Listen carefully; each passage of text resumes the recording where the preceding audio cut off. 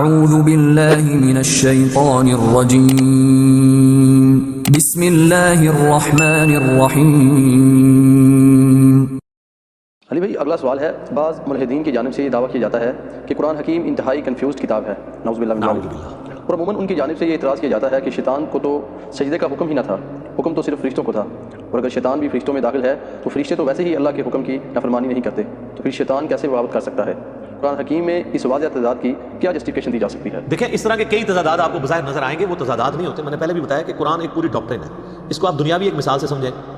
اگر میں آپ سے کہوں کہ ڈاک خانے میں صبح 9 سے شام 5 بجے تک بل جمع ہوتے ہیں، اور آپ سنڈے والے دن پہنچ جاتے ہیں اور وہاں پہ ڈاک خانہ بند ہوتا ہے، تو آپ یہ کہیں گے کہ آپ کی جو اسٹیٹمنٹ تھی وہ غلط نکل آئی، پریکٹیکلی کنٹراڈکٹ کر گئی ڈاک خانے کی ٹائمنگ سے؟ نہیں، میں آپ سے کہوں گا کہ بھائی آپ سنڈے کو گئے ہیں، یہ انڈرسٹوڈ تھا کہ میں سنڈے کی بات نہیں کر رہا تھا، میں ورکنگ ڈیز کی بات کر رہا تھا۔ ایسا ہی ہوتا ہے نا۔ اس طرح قرآن میں بھی جب کوئی بات کی جاتی ہے تو وہ ہر جگہ اس کے سارے رولز کلیئر نہیں کیے جاتے، لیکن وہ کتاب میں موجود ہوتے ہیں۔ جیسے کہ عام لوگوں کو یہ رول پتہ ہے کہ سنڈے کی چھٹی ہوتی ہے، تو اب یہ اگر میں اپنی ورڈنگ میں بتاتا بھی نا، تب بھی آپ نے اسے انڈرسٹوڈ کرنا تھا، یہی تھا نا۔ تو قرآن میں بھی اللہ تعالیٰ نے مختلف جگہ پہ مختلف رولز بتائے تھے۔ یہ بات درست ہے کہ قرآن پاک میں قصہ آدم اور ابلیس کم از کم 7 دفعہ تو آیا ڈیٹیل کے ساتھ، سورۃ البقرہ میں، سورۃ الاعراف کے اندر، سورۃ الحجر میں، سورہ صاد میں، سورہ بنی اسرائیل کے اندر، سورۃ الکہف کے اندر، سورہ طٰہٰ کے اندر۔ ان میں سے 6 جگہ پہ یہی ہے کہ اللہ تعالیٰ نے حکم دیا فرشتوں کو تو سب کے سب سجدے میں گر پڑے سوائے ابلیس کے۔ اس نے تکبر کیا اور گمراہوں میں شامل ہو گیا، کافروں میں شامل ہو گیا۔ لیکن ایک جگہ ساتھ آیا، کان من الجن ففسق عن امر ربہ، وہ ہے سورۃ الکہف کی آیت نمبر 50۔ وہ جن تھا اس لیے اس نے اپنے رب کی نافرمانی کی۔ باقی 6 جگہ فرشتوں کے اندر ہی اللہ نے اسے شمار کیا ہے، اس لیے کہ میرے بھائی 50 کی کلاس میں اگر 49 میل اسٹوڈنٹ ہو اور ایک فیمیل اسٹوڈنٹ ہو، اور کلاس کا ریپریزنٹیٹو سی آر اگر یہ کہے کہ بوائز اسٹینڈ اپ، تو اس کا یہ مطلب نہیں ہوتا کہ وہ گرل جو ہے اس نے نہیں کھڑا ہونا اس کے استقبال کے اندر، وہ انڈرسٹوڈ ہوتا ہے کہ وہ بھی شامل ہے ایز اے اسٹوڈنٹ۔ لیکن اسے کہتے ہیں تغلیب کا قاعدہ، غالب کا قاعدہ، غالب اکثریت کس کی؟ قرآن میں آپ اکثر چیزیں دیکھیں گے، احکامات بھی مرد والے سیغوں سے آئے ہیں اکثر جگہ، لیکن اس میں عورتیں بھی شامل ہوتی ہیں، مرد کے سیغے کے ساتھ خطاب ہو رہا ہوتا ہے، کیونکہ لٹریچر میں اسی طریقے سے معاملات لے کے چلے جاتے ہیں۔ آپ کئی عورتوں کی شاعری دیکھیں تو وہ مردانہ لینگویج میں ہوتی ہے، اور بعض اوقات جو مرد ہیں وہ نعت لکھ رہے ہوتے ہیں اور وہ اپنے آپ کو عورتوں والی لینگویج میں یوز کر لیتے ہیں۔ وہ اس لیے کرتے ہیں، وہ اپنے آپ کو کم تر شو کرنے کے لیے تصغیر کا قاعدہ استعمال کرتے ہیں۔ میں تے منگتی ہاں، وہ کہتے ہیں یہ منگتا کہوں گا تو وہ ذرا کم گراوٹ ہے، منگتی کہاں تے اور تھلے گراوٹ ہے۔ وہ اتنے ایک ذہن ہے نا کہ عورت جڑی ہے بہت تھلے ہے، ہم اس ذہن کو نہیں مانتے، ایک علیحدہ سے ایک ٹاپک ہے، لیکن عموماً جب بات کرتے ہیں تو وہ مردانہ لینگویج میں بات ہو رہی ہوتی ہے۔ اس طرح قرآن بھی جب بات کرتا ہے نا، فرشتوں کو حکم ہوا تو فرشتوں کے ساتھ اس وقت وہ شیطان بھی تھا تو اس کو حکم تھا۔ اور اس سے بڑی بات آپ بس اتنی آیت تو لیتے ہیں، اس سے آگے بھی تو پڑھیں، یعنی یہ ڈیٹیل سے واقعہ اگر آپ دیکھیں تو سورۃ الاعراف کے اندر آیا آیت نمبر 11 سے آن۔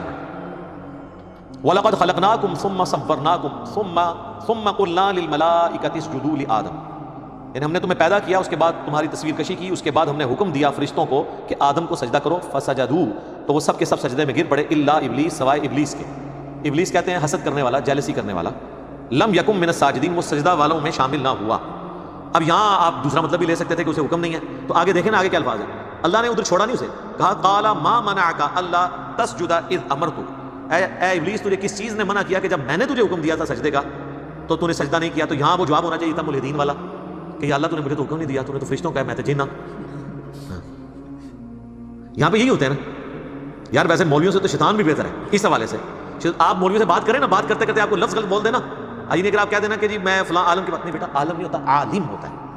حالانکہ وہ بیچارہ اس لیے وہ عالم ہی بول رہا ہوتا ہے، وہ عالم کہہ دیتا کوئی فرق نہیں پڑتا۔ یہاں دیکھیں شیطان نے یہ حرکت نہیں کی ہے، جب اللہ نے کہا تجھے کس چیز نے منع کیا تو مولوی ہوتا تو کہتا ہے یا اللہ تو نے تو فرشتوں کو حکم دیا، میں تو جینا، اس کو سمجھ تھی کہ میں بھی اس میں شامل ہوں۔ کہا قال انا خیر من، میں اس سے بہتر ہوں، تو اس کا جسٹیفیکیشن دینا اپنی نافرمانی کی یہ چیز ثابت کرتا ہے کہ وہ وہی سمجھ رہا تھا کہ میں بھی اس میں شامل ہوں۔ خلقتنی من نار، مجھے تو نے پیدا کیا آگ سے، وخلقتہ من طین، اور اسے تو نے پیدا کیا مٹی کے ساتھ۔ پھر آگے پورا واقعہ چلتا ہے۔ تو شیطان نے بھی وہ جسٹیفیکیشن نہیں دی جو یہ شیاطین ملحدین اس کی طرف سے دے رہے ہیں، وہ تو اللہ نے کلیریفائی کر دیا قرآن میں۔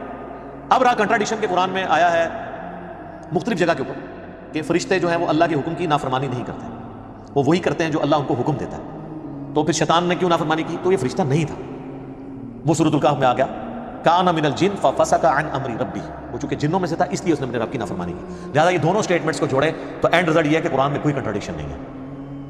وہ دونوں باتیں بیک وقت اپنی جگہ پہ درست ہیں. فرشتے نافرمانی نہیں کرتے, سارے فرشتوں نے سجدہ کیا.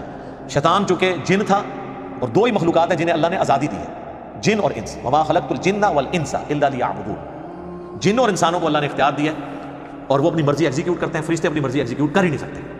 تو چونکہ وہ جن تھا, اس لیے اس قسم کے کئی کنٹراڈکشن آپ کو قرآن سے یہ لوگ دکھائیں گے, اس لیے کہ آپ قرآن آپ نے کبھی پڑھا ہی نہیں. قرآن پورا ٹوٹیلٹی میں پڑھو. بڑا ایک مشہور ہے اعتراض آپ کو اکثر ہماری تو یہاں اتوار کی مجلس میں ہر دوسری تیسری مجلس میں یہ سوال ہوتا ہے, وہ جو سورۃ البقرہ میں آیا کہ یہودی عیسائی بھی جنت میں چلے جائیں گے, تو یہ کیسے پاسبل ہو گیا جبکہ نبی اسلام کا انہوں نے انکار کیا ہے. اور صحیح مسلم میں حدیث ہے کہ نبی اسلام نے فرمایا جس یہودی عیسائی نے میرے بارے میں سن لیا, مجھ پہ ایمان نہ لایا, وہ جہنم میں جائے گا. تو ہم کہتے ہیں میرے بھائی ذرا سورۃ البقرہ پڑھ بھی تو لو. وہ رزلٹ یہ نکالتے ہیں کہ ایمان برسالت ضروری نہیں, عقیدہ توحید اور آخرت کافی ہے. تو یہ سورۃ البقرہ کی آیت نمبر جو ہے 62 ہے.